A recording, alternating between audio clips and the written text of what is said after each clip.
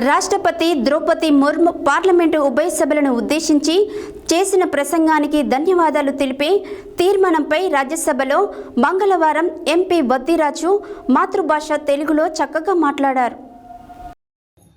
రాష్ట్ర ద్రౌపది ముర్ము పార్లమెంటు ఉభయ సభలను ఉద్దేశించి చేసిన ప్రసంగానికి ధన్యవాదాలు తెలిపే తీర్మానంపై రాజ్యసభలో మంగళవారం ఎంపీ వద్దిరాజు మాతృభాష తెలుగులో చక్కగా మాట్లాడారు.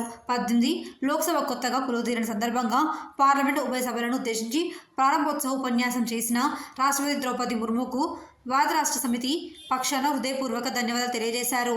తనను రాజ్యసభకు రెండోసారి పంపిన భారత రాష్ట్ర సమితి అధ్యక్షులు కల్వకుంట్ల చంద్రశేఖరరావుకు హృదయపూర్వక కృతజ్ఞతలు తెలిపారు.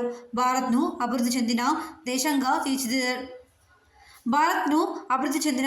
తీర్చిదిద్దడంలో కొత్తగా ఏర్పడిన తెలంగాణ రాష్ట్రం కూడా భాగస్వామి కావడం మాకెంతో గర్వకారణమన్నారు.